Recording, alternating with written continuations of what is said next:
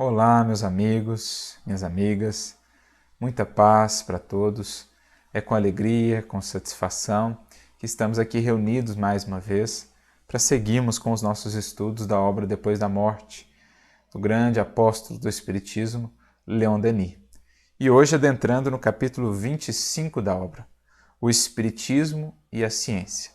Apenas relembrando, no capítulo anterior, capítulo 24, nós estudamos com Denis uma breve síntese das consequências filosóficas e morais do estudo dos fenômenos espíritas, estudo esse que veio então a dar origem, a partir do esforço de Kardec, em uma doutrina. Quais são os desdobramentos filosóficos e as consequências morais que daí decorrem a partir desse entendimento novo que se nos abre com o advento da doutrina espírita a partir desses estudos dos fenômenos espíritas. Então essa parte terceira da obra tem esse enfoque, um enfoque mais científico, mas Leon Denis ele insere esse capítulo 24 como fazendo uma preparação já, uma ponte para aquilo que vai ser trabalhado e expandido nas partes seguintes da obra, nas partes de número 4 e número 5, especialmente na última parte. Ele vai então trabalhar melhor essas consequências filosóficas e também morais do estudo dos fenômenos e dos fatos espíritas. Mas ele insere já aqui essa introdução, fazendo uma síntese aí também dessas principais consequências. E agora, nesse capítulo 25, ele vai ter também um pouco essa ideia de fazer um certo fechamento, aí, uma síntese do que veio sendo trabalhado ao longo de toda essa terceira parte da obra até aqui. Ele já vinha falando dos fenômenos, dessa relação do espiritismo com a ciência, com os cientistas, falou dos estudos que foram feitos, dos sábios, dos pesquisadores que se envolveram com isso, na França, na América, em várias partes da Europa. Então ele já vinha falando sobre isso, sobre essa relação do espiritismo com a ciência material, digamos assim, e com os cientistas. Aqui ele vai fazer um compilado, um apanhado geral. Não é ainda a conclusão dessa parte, a gente vai ver, ainda temos alguns capítulos, mas ele meio que fecha essa questão, dando um apanhado geral aí sobre essa relação do espiritismo com a ciência, em que ponto ela estava ali no momento em que ele escreve, passando aí os anos, já alguns anos depois da partida de Kardec, como é que estava esse andamento desses estudos da ciência em relação ao espiritismo e tudo mais. Então é mais ou menos esse o enfoque desse capítulo. E ele começa dizendo assim: os fenômenos do espiritismo, então capítulo 25, o espiritismo e a ciência. Os fenômenos do espiritismo, tão importantes por seus resultados científicos e suas consequências morais, não têm sido, entretanto, acolhidos com todo o interesse que merecem. Então, alguns pontos importantes para a gente frisar aqui. Primeiro, quais são os resultados importantes do espiritismo ou do estudo desses fenômenos que gerou aí uma doutrina que abre para nós todo um universo de desdobramentos filosóficos e morais? Primeiro, diz Leon Denis, os próprios resultados científicos desse estudo. Ou seja, a partir desse estudo, aqueles que o fizeram de maneira séria chegaram a perceber e a consolidar esse entendimento de que existe uma outra força atuando na natureza. E mais, uma força inteligente, uma força dotada de livre-arbítrio. Esses seres que denominaram-se a si próprios espíritos e que são como nós apenas despojados do corpo físico, são uma das forças da natureza. Não se restringe essas forças às conhecidas até hoje. Por exemplo, força nuclear forte, força nuclear fraca, força gravitacional, força eletromagnética. Há uma outra força que é essencial, sem a qual não entenderemos completamente o mundo em que vivemos, esse mundo material mesmo.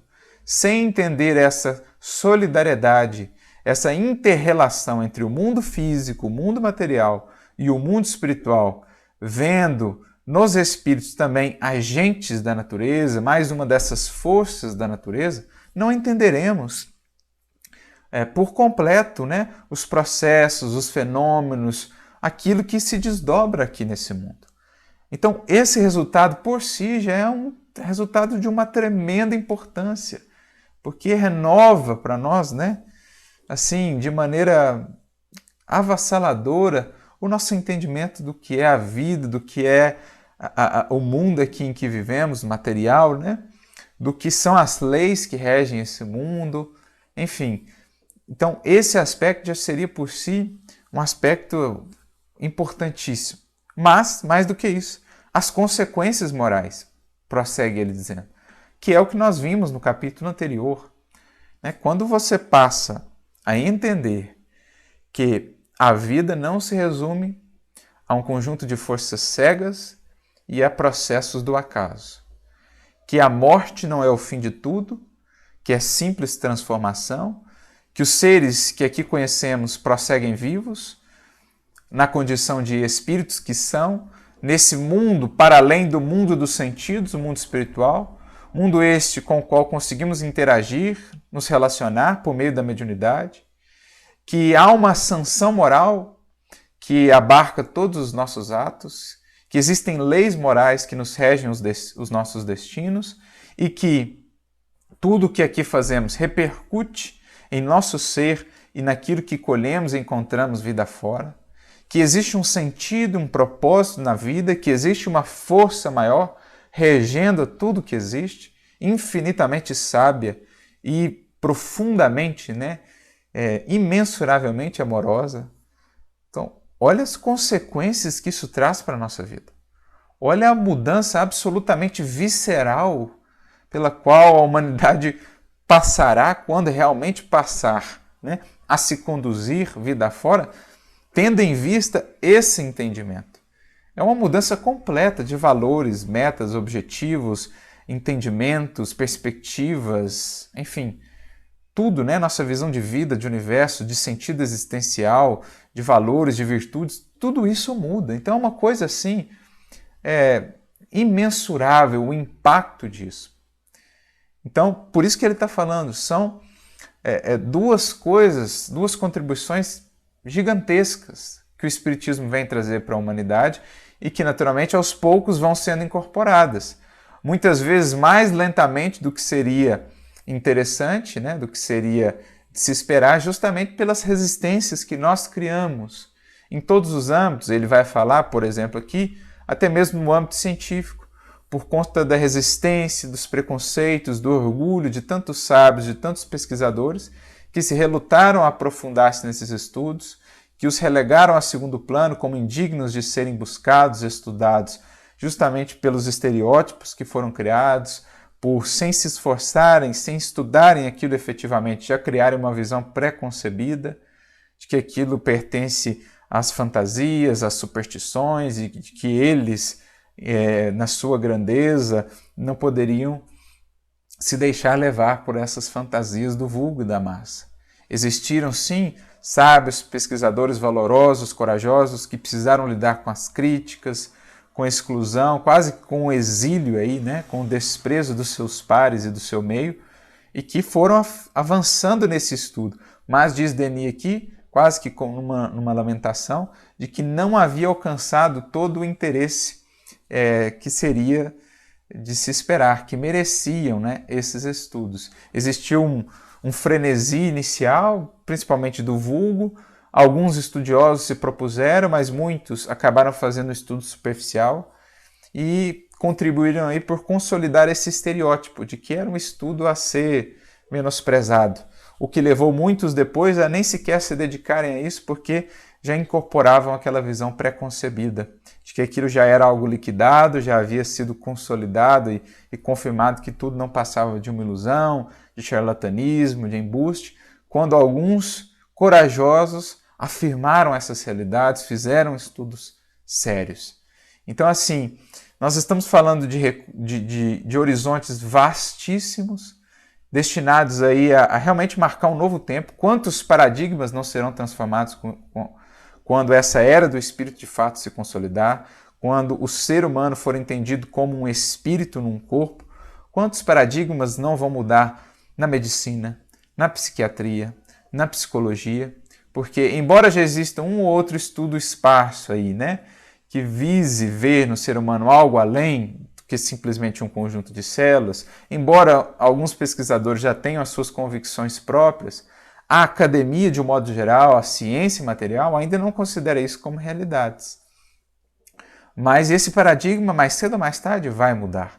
Você imagina, então, o quanto vai se renovar o entendimento da medicina sobre processos de cura, sobre o que realmente são enfermidades, quando se passar a se considerar o ser não como um conjunto de células que tem ali um início na fecundação e vem seguindo desde então, mas antes entender ali um ser, um peregrino da imortalidade, que tem toda uma trajetória lá atrás, que tem toda uma vinculação com a lei de causa e efeito aí, por conta de suas atitudes e suas escolhas, que repercutem na sua saúde psíquica, mental, física hoje. Imagina quantas coisas não vão se renovar.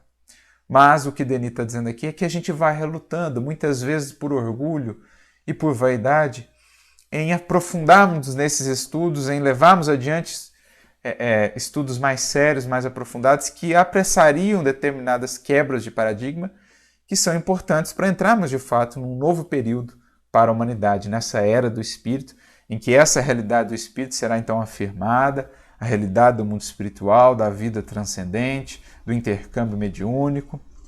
Isso vai renovar, assim, de maneira talvez não antes vista na história da humanidade, as perspectivas e os horizontes humanos, né?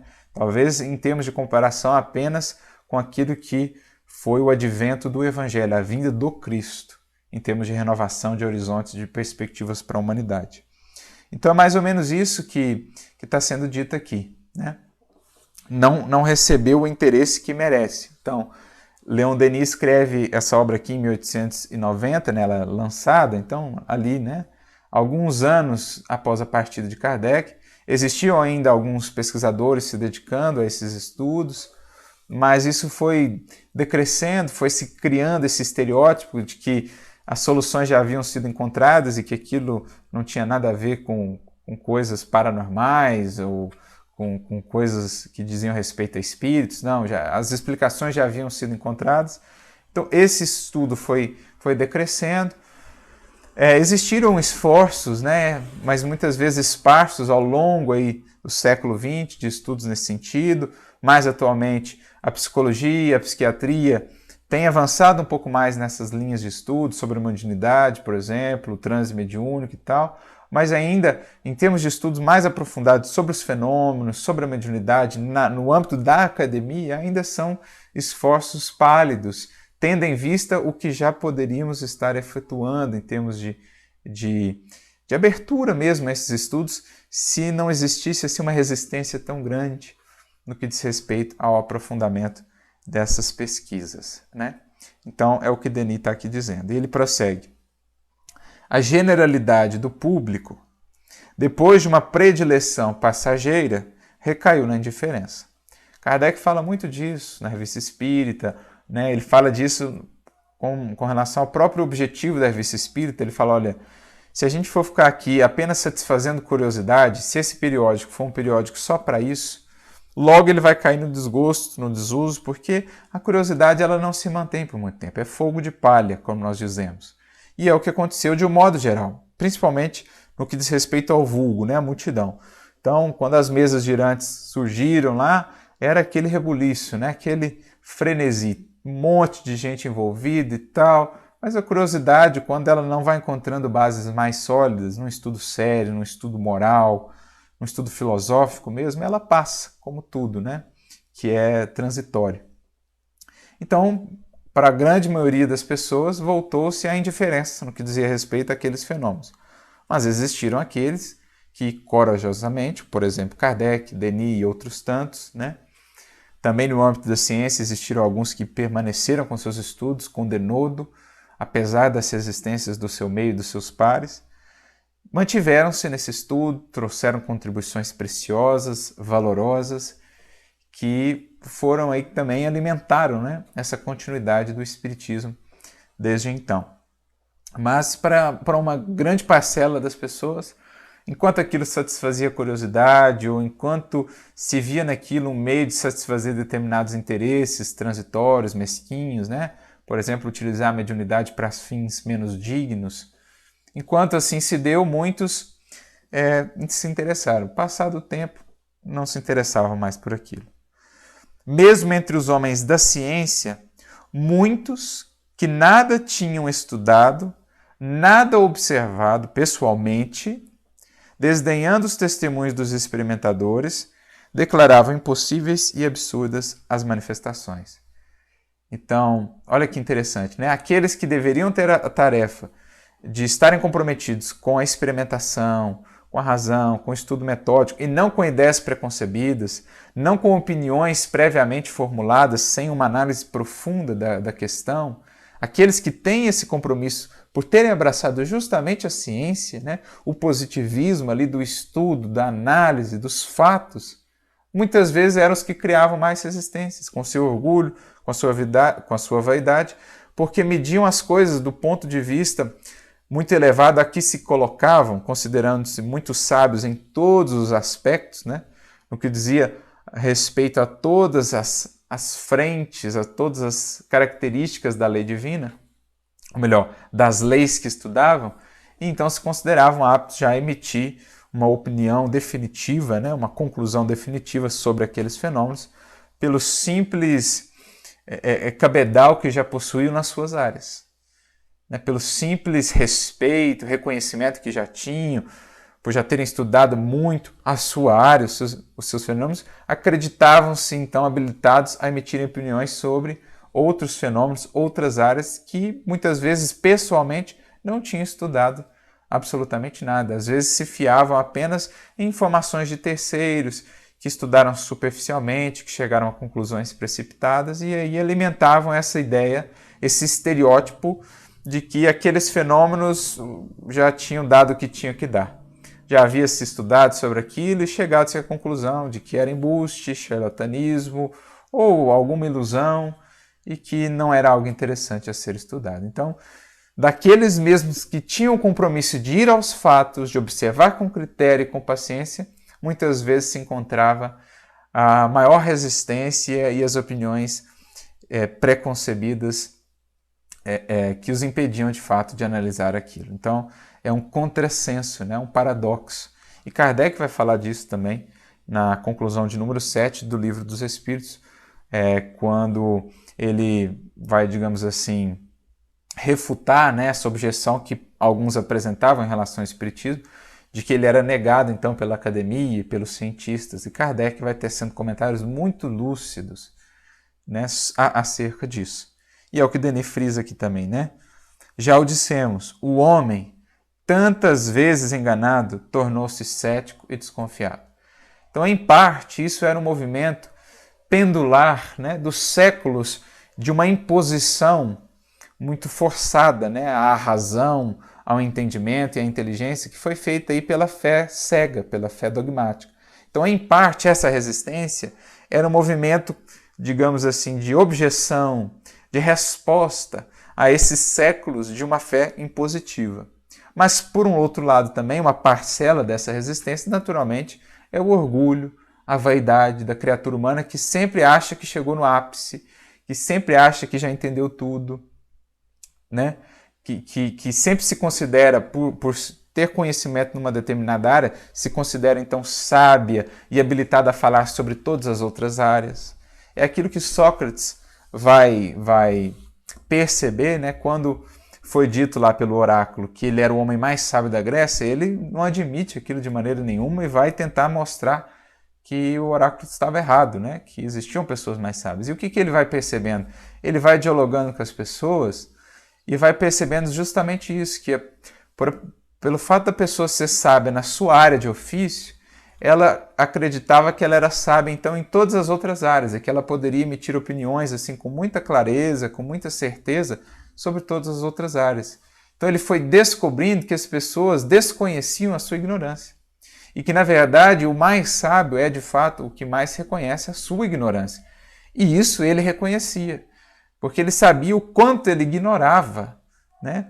Ele não se fixava no que já sabia, mas no quanto ignorava. E aí ele chega a concluir que de fato ele era o mais sábio, não pelo quanto conhecesse, mas porque era aquele que tinha maior consciência da sua ignorância, enquanto outros tantos se sentiam habilitados por serem sábios, experientes numa determinada área a emitirem opiniões sobre todas as outras. É o que acontece, segue acontecendo no âmbito da ciência humana, né?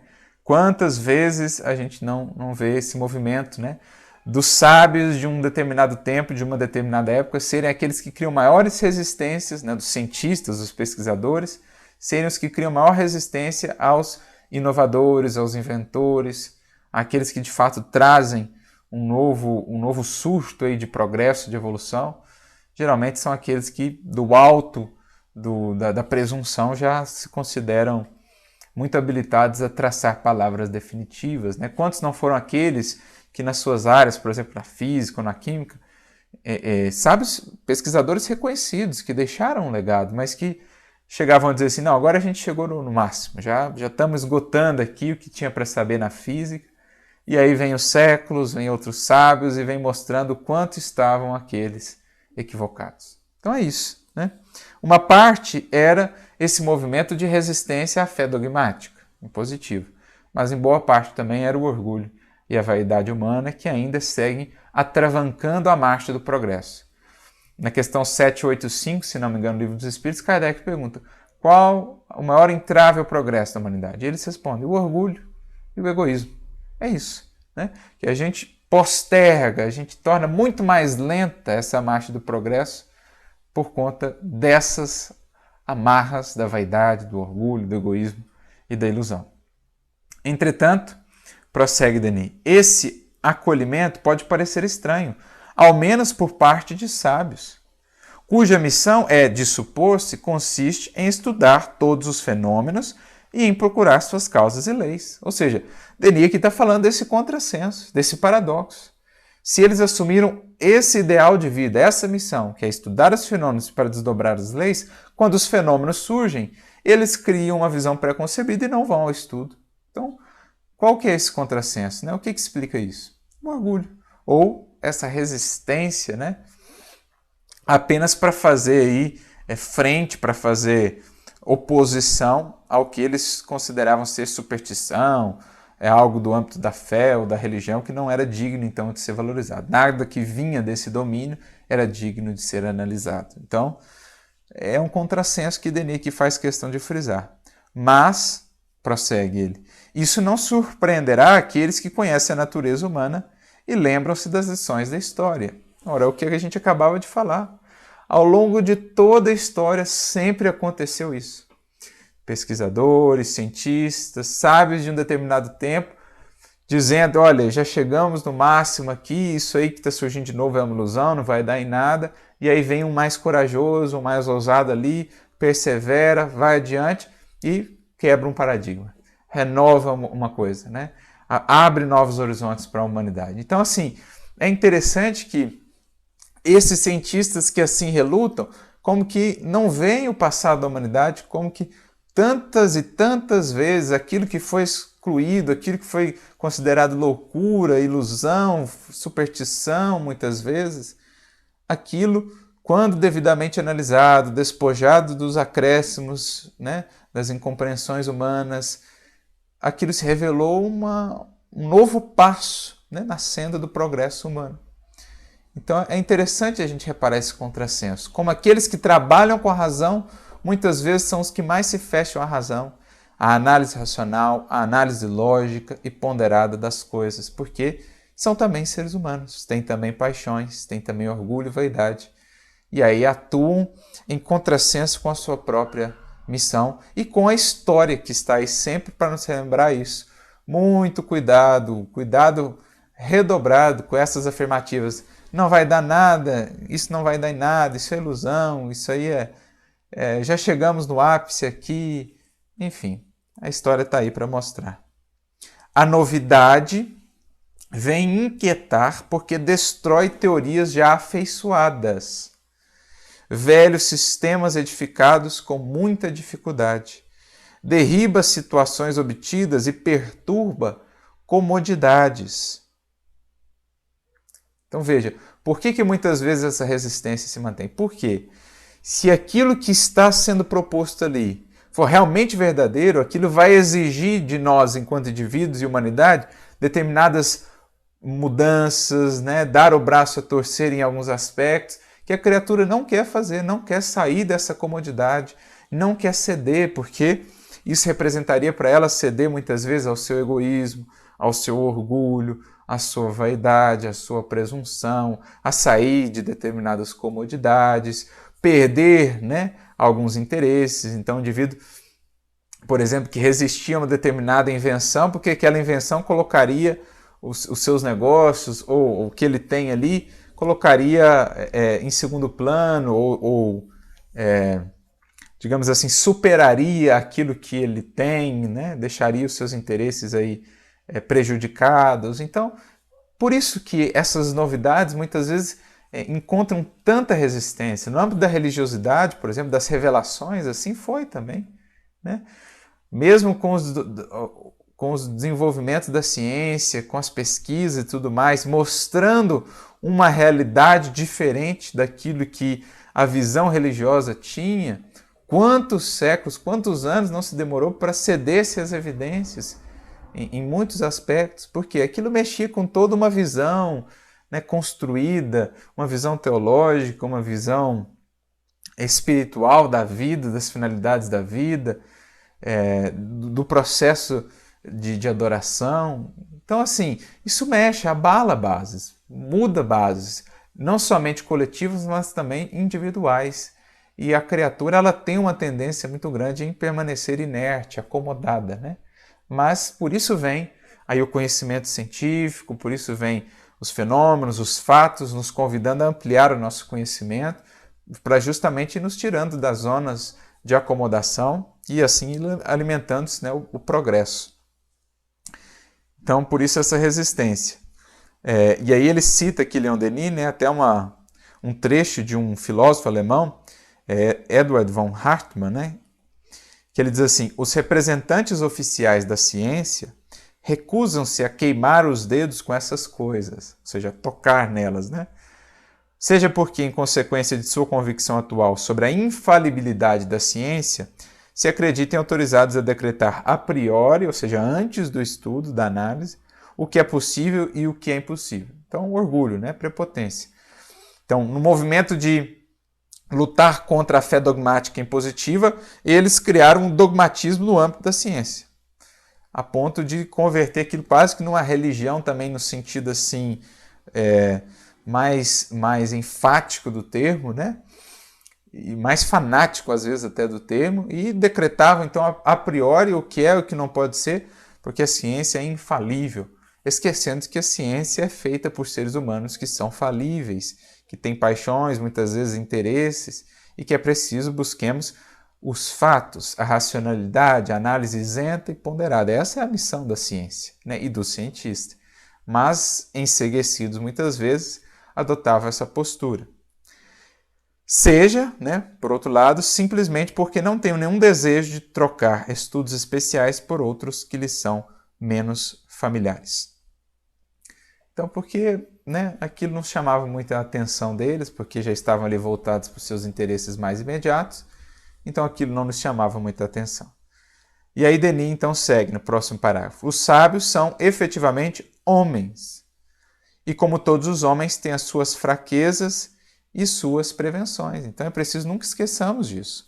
Embora sejam merecedores de todo respeito, né, reconhecimento pelo trabalho, pelo legado em suas áreas, pelo esforço que fizeram ali, são homens, seres humanos que têm também as suas paixões, as suas limitações, e as suas opiniões, embora muitas vezes sejam mais credoras, né, merecedoras de crédito do que as opiniões da multidão, nem sempre, muitas vezes não serão as opiniões mais centradas, mais bem arrazoadas, mais bem equilibradas e ponderadas, racionais, acerca de alguma questão, né? Que é o que o próprio Kardec vai dizer num trecho muito interessante, como eu dizia, já mencionei aqui, né? O capítulo, o item 7, né? O número 7 da introdução de O Livro dos Espíritos, Mais uma vez, nesse item, ele está ali discutindo essa objeção que era levantada, né, acerca do espiritismo, de ele ser negado, então, pela academia, pelos cientistas, e Kardec vai dizendo, olha, a opinião deles sobre essa ciência, que muitos deles não estudaram, é uma opinião que não tem tanto crédito, né? Não é digna do mesmo crédito que a opinião deles sobre as suas áreas de interesse e de estudo. É como um músico dar uma opinião, um excelente músico na sua área, dar uma opinião sobre engenharia. Né? Porque ele é um excelente músico, a sua opinião sobre engenharia não necessariamente vai ser uma opinião abalizada, fundamentada, equilibrada. Muitas vezes vai ser uma simples opinião, né? Como de qualquer pessoa da multidão. Do mesmo modo, um matemático que é um grande pesquisador, um grande estudioso na sua área, dar uma opinião sobre arte, né? Sobre um artista, uma análise de arte, enfim. É uma opinião como de qualquer outra pessoa que nunca estudou aquilo, né? Agora, se ele dá uma opinião na área dele, aí é uma opinião mais merecedora de crédito, pelos anos dedicados àquilo, por estar inserido naquele universo, por conhecer aquele universo. Aí é uma opinião mais credora, né, de acolhimento, de ser ouvida.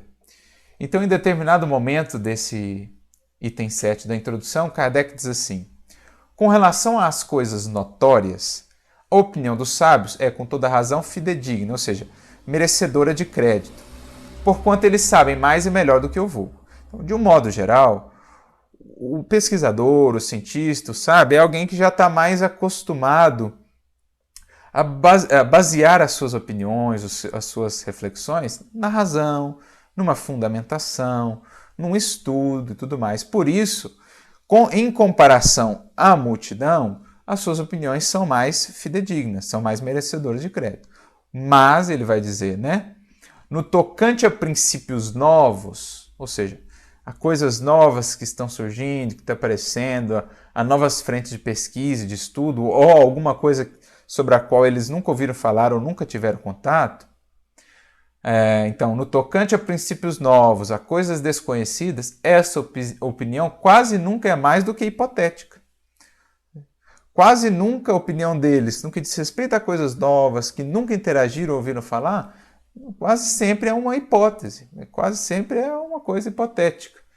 Por isso que eles não se acham menos que os outros sujeitos a preconceitos.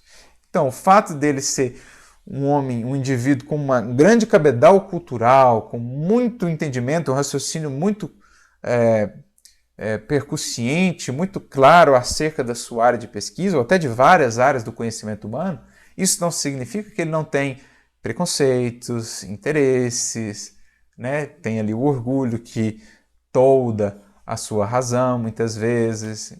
Então, é preciso ver ali também um ser humano, né?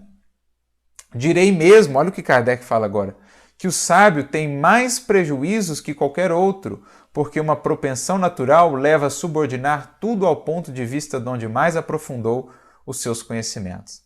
Então, Kardec está dizendo aqui que muitas vezes o sábio é mais propenso ainda a ter essas visões preconcebidas do que o indivíduo do vulgo, do que o indivíduo mais simples lá.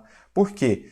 Muitas vezes ali, tendo, né, a vaidade, o orgulho insuflados ali, ele tende a sempre medir as coisas do seu ponto de vista, da sua perspectiva, considerar o seu julgamento sempre muito melhor, muito mais lúcido que o dos outros, a sua razão sempre mais infalível do que a dos outros. E então ele muitas vezes é mais suscetível a ter esses prejuízos, essas visões preconcebidas do que os que não são sábios ou pesquisadores, né? O vulgo, por exemplo, a multidão. E ele prossegue, né? O matemático não vê prova senão numa demonstração algébrica. O químico refere tudo à ação dos elementos. Então ele fica muito preso ao eu mesmo, né? Ao seu modo muito particular de ver as coisas. Aquele que se faz ou que se fez especialista prende todas as suas ideias à especialidade que adotou. Tira-o daí e o vereis quase sempre desarrazoar, por querer submeter tudo ao mesmo cadinho.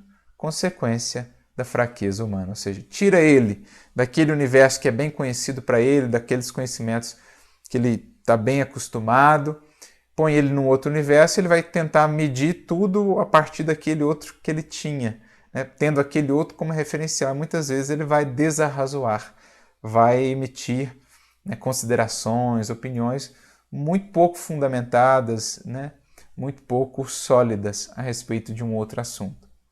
Assim, pois, consultarei do melhor grado e com maior confiança um químico sobre uma questão de análise, um físico sobre a potência elétrica, um mecânico sobre uma força motriz, ou seja, cada um na área a que se dedicou, a que estudou por longos anos. Hão de eles, porém, permitir-me, sem que isto afete a estima que lhes dá o direito, a estima que lhes dá direito o seu saber especial, que eu não tenha em melhor conta as suas opiniões negativas acerca do espiritismo do que o parecer de um arquiteto sobre uma questão de música. Ou seja, por mais respeito que tenhamos para com eles, né, pela estima de que são credores por conta dos seus estudos nas suas áreas, eles vão ter de nos permitir aí ter, né, para com a sua opinião, um acolhimento, né, um crédito, assim como se tem um crédito para com a opinião de um arquiteto acerca da música, sendo que ele nunca estudou música. Se é um arquiteto que estudou música por muito tempo, conhece, está inserido naquele universo, é uma coisa. Mas se só pelo fato dele ser um bom arquiteto considera-se já habilitado a falar sobre música com toda a abrangência e a abertura, então a sua opinião não é digna assim de tanto crédito como a sua opinião sobre a arquitetura. É isso que Kardec está dizendo, né? Então, com todo respeito aos cientistas, em suas opiniões contrárias muitas vezes à doutrina espírita, se não há ali um estudo, se não há ali um aprofundamento, a sua opinião é uma opinião como de qualquer outra pessoa acerca daquele assunto, né?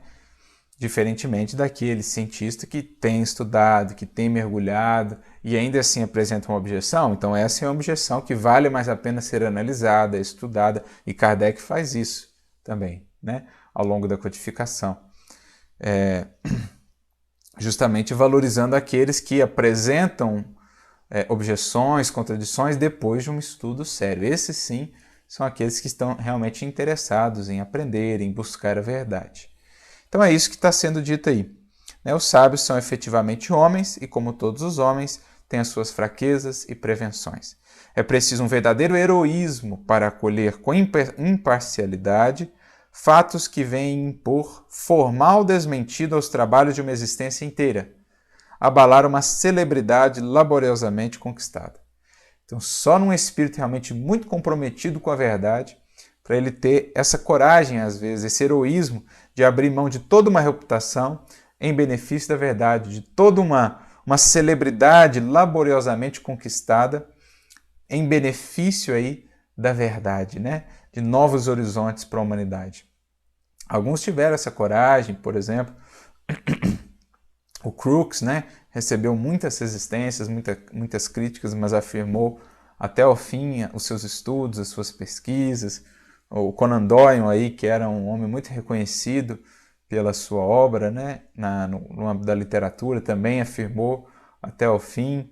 Então você imagina um indivíduo que pesquisou a vida inteira, às vezes trabalhando com paradigma materialista no âmbito da medicina, por exemplo, da biologia, e ele ser chamado, então, a afirmar a realidade do espírito, por exemplo, a afirmar a realidade da transcendência, de que o pensamento humano não é só um conjunto de operações no cérebro, que a mente está para além do cérebro. Então você imagina a coragem, a grandeza que um espírito desse precisa ter, às vezes, para ir contra tudo aquilo que ele estudou, afirmou, às vezes, ao longo de uma encarnação, para falar, olha, tem coisa mais aí, né? Mais do que eu havia afirmado antes, do que eu havia visto antes. Então, realmente, só um espírito que, mais do que os louros do mundo, busca os louros aí diante da verdade para assumir essa posição, né? Como todas as grandes descobertas, o Espiritismo devia receber o batismo das humilhações e da prova. É aquilo que Kardec vai dizer no Evangelho segundo o Espiritismo, né? O batismo de toda grande ideia é a perseguição. Perseguição que é tanto mais feroz, mais intensa, quanto mais renovação, quanto mais impactante e grandiosa é essa ideia, e mais renovação ela vai trazer. Então se mede a grandeza de uma ideia por aquilo que ela gera de resistências. E assim foi com o Espiritismo. Encontrou resistências no âmbito da academia, no âmbito das religiões, no âmbito do materialismo, da filosofia, porque ele abre horizontes vastíssimos, né? E ele não poderia então fugir a esse batismo, como as ideias do Cristo outrora também passaram por esse batismo. O batismo da cruz é o batismo de toda grande ideia. Mas a grande bênção é que as ideias, quando vêm no tempo devido, elas não morrem, né? Muitas vezes os seus emissários pagam um alto preço, aí doando-se, né, em holocausto, em sacrifício, pelo progresso da luz, do bem, da verdade. Mas as ideias, quanto mais perseguidas, mais elas se engrandecem. Quanto mais batidas, mais elas se fortalecem. Essa é a ideia, né? Tentaram ali, por exemplo, eliminar as ideias do Evangelho crucificando Cristo, mas a cruz se tornou um farol de luz iluminando todos os séculos terrestres. E as suas ideias, então, como que foram incendiadas ainda mais, né? Como lançar mais lenha na fogueira quando se tenta queimar uma ideia. Pode-se queimar os livros, como foram queimados os livros de Kardec, mas a ideia, ela só ganha espaço, ela só chama mais atenção. Então esse é o batismo de todas as grandes ideias, que é o que ele prossegue dizendo, ó, quase todas as ideias novas, particularmente as mais fecundas, têm sido escarnecidas, insultadas em seu aparecimento, rejeitadas como utopias. Então, quase todas as grandes ideias, se não todas as mais importantes, receberam o batismo de algum tipo de perseguição, mais ou menos intensa. E aí ele começa a listar aqui alguns exemplos. Ó. As descobertas do vapor e da eletricidade, e mesmo o estabelecimento de estradas de ferro, foram, por muito tempo, qualificadas de mentiras e de quimeras. Você imagina, né? Para um indivíduo que vivia lá na Idade Média, né? Você falar para ele que um dia seria possível se locomover de um continente a outro em um dia.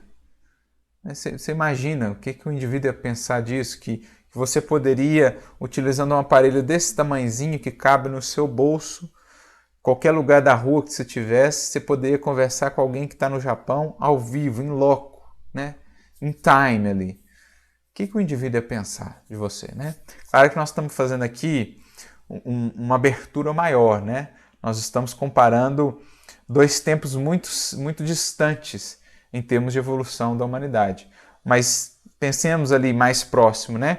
Um pouco antes do advento da eletricidade. Se você falasse para os indivíduos daquele tempo, olha, vai ter um jeito aqui que a gente vai conseguir iluminar uma cidade inteira, você vai conseguir acender a luz na sua casa, em cada cômodo, apertando um botãozinho, e essa luz vai ficar por quanto tempo você quiser, você não vai ficar precisando colocar combustível nela, alimentando, enfim. O que o indivíduo ia pensar? De modo geral, né? O vulgo. E até mesmo os sábios. Então é isso, né? Falou lá, ó, vai vir o vapor, a eletricidade, o trem de ferro, né?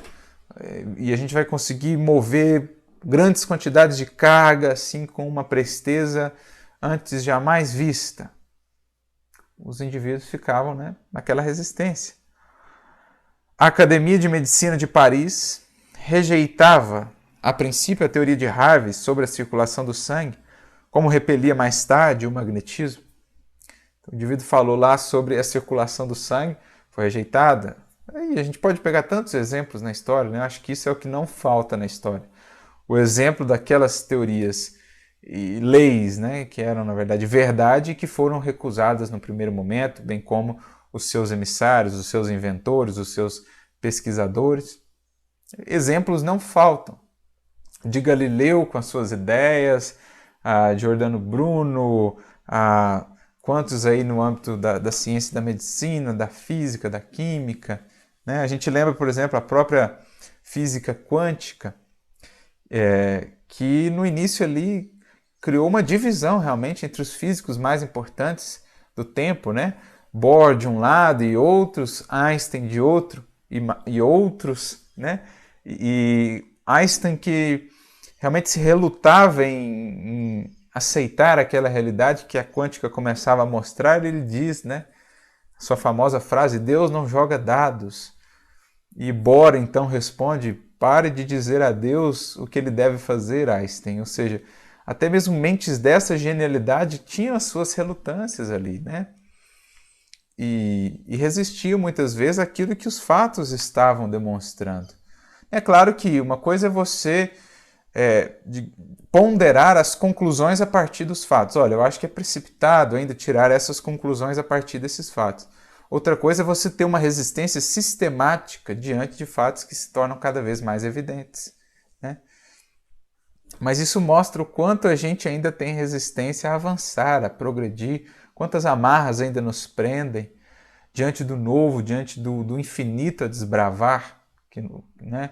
Como a gente muitas vezes, iludidos pelo orgulho, pela vaidade, pela pretensão, cremos que estamos já muito adiantados, quando estamos muito, muito, muito distantes daquilo que nos está reservado.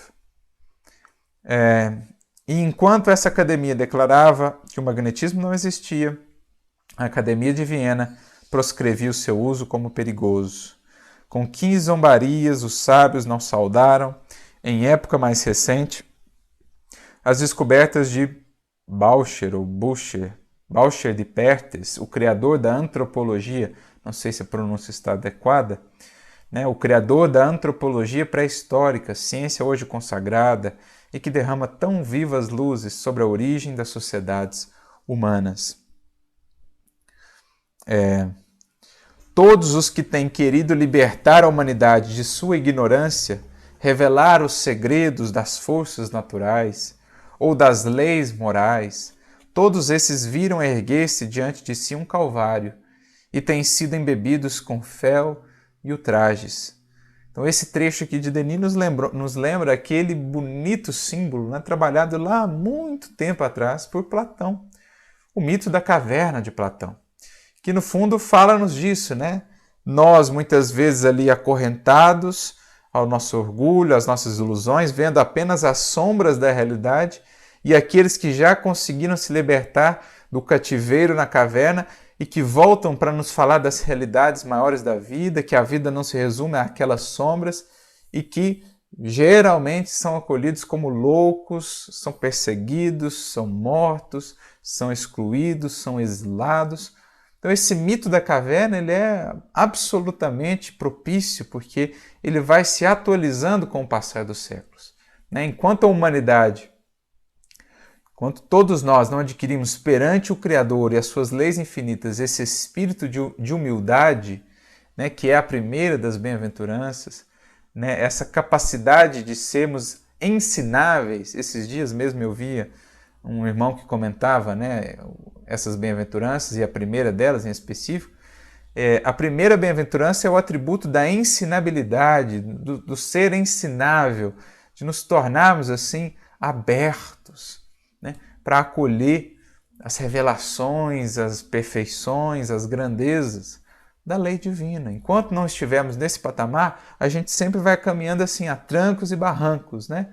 Sempre vai sendo exigido desses reveladores que aprendam ou que se disponham a acolherem suas cruzes, das críticas mais ferinas, do desprezo, hoje não mais, graças a Deus, né, do apedrejamento, das cruzes, das fogueiras que erguimos para eles, mas muitas vezes o menosprezo, a exclusão e tudo mais. Então, assim, é o esforço, né, multimilenar da criatura para que, em desenvolvendo a humildade e rompendo de vez com as cadeias do orgulho e de todos os seus filhos, possamos avançar com mais celeridade no progresso evolutivo. Lembrando lá, mais uma vez, a questão 785 do Livro dos Espíritos. O orgulho e o egoísmo são os maiores entraves ao progresso. Uma vez que os tenhamos superado pela humildade e pela caridade, então progrediremos com muito mais presteza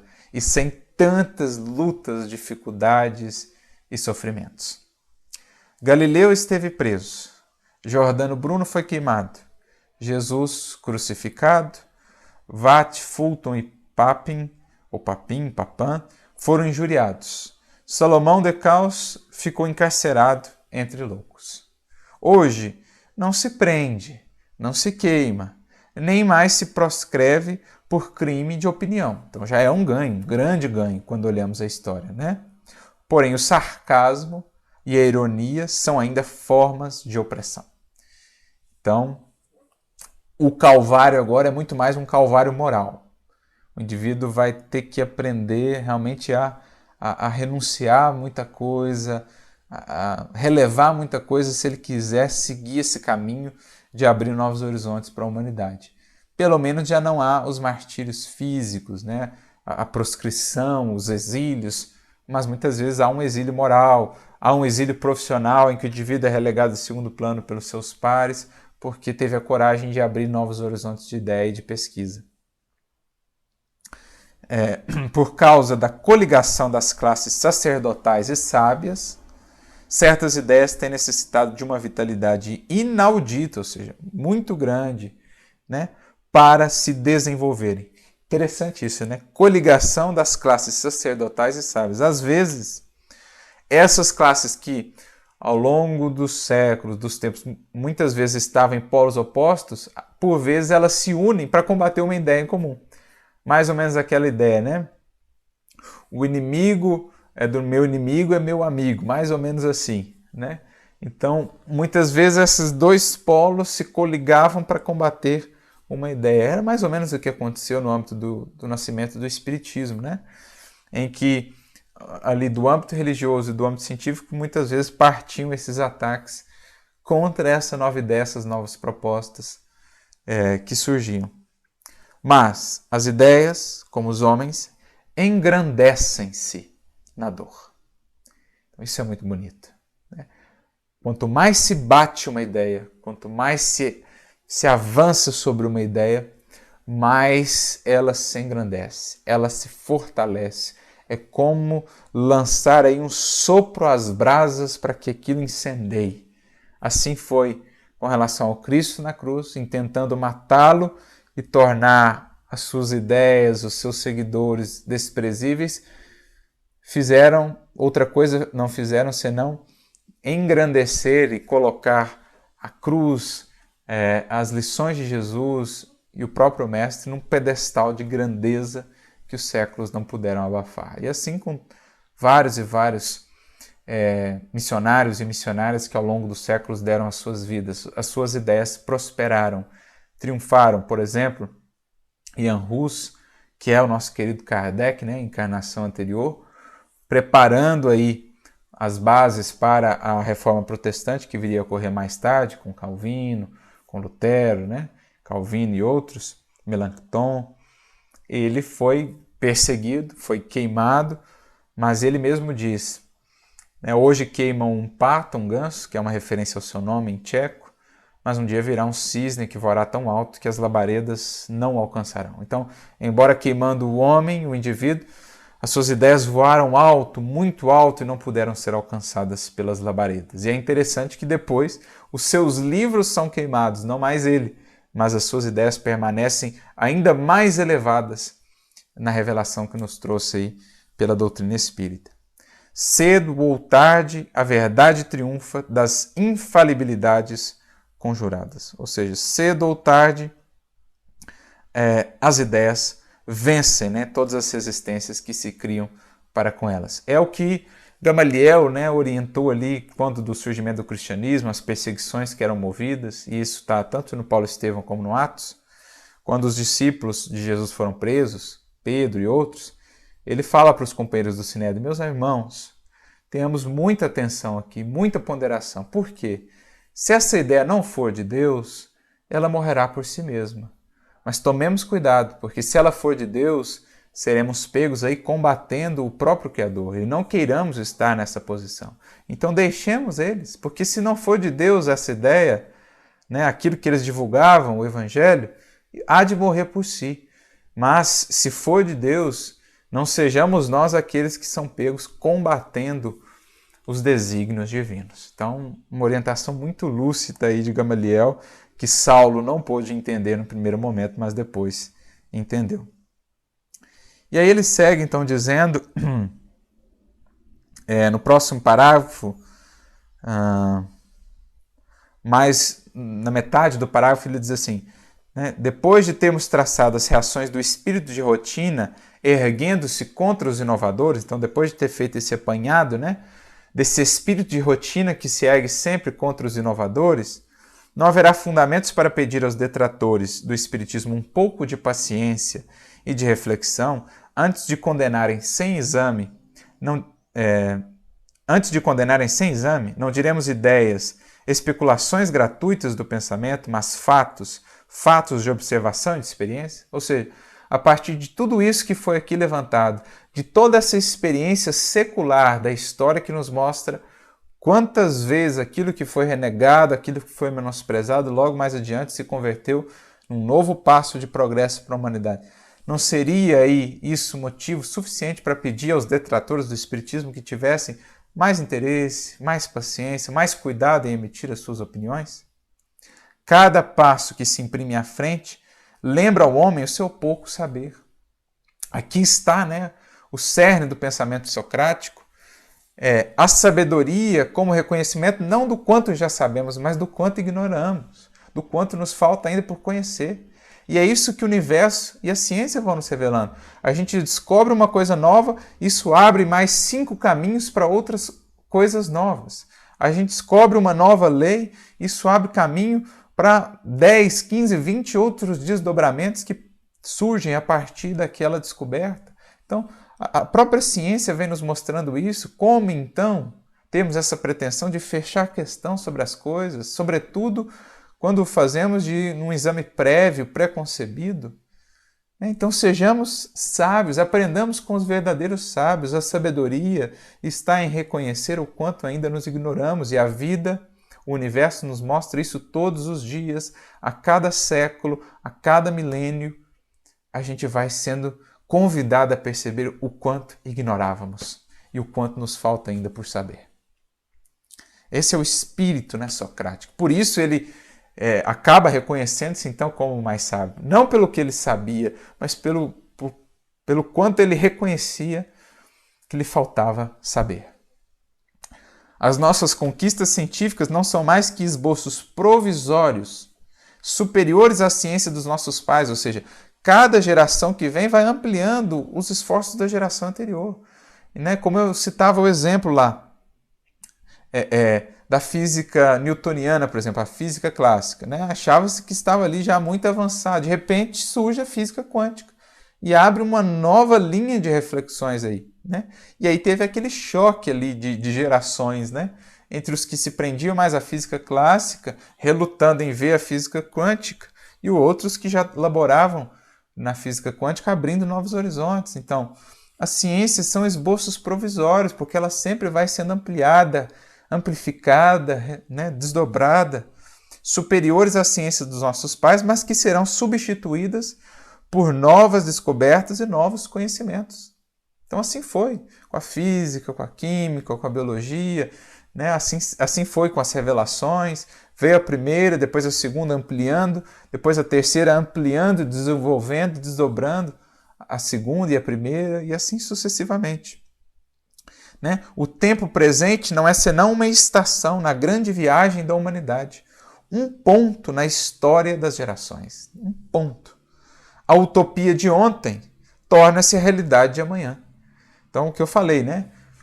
Se a gente voltasse no tempo, um indivíduo lá nos anos 1000, e falasse para ele, olha, vai chegar um dia em que você vai poder conversar, usando um aparelho desse tamanhozinho que você guarda aí no bolso, conversar com alguém que está do outro lado do mundo, né? Outro lado do mundo esse que o indivíduo nem conhecia, porque não sabia da existência muitas vezes, e você vai conversar em qualquer parte, utilizando esse aparelhinho, vai ver outra pessoa, vai ouvir a sua voz ao vivo, assim, né? Durante ali o acontecimento. O que o indivíduo vai falar? Né? Ou loucura ou uma utopia, mas essa utopia do ontem é a realidade do amanhã.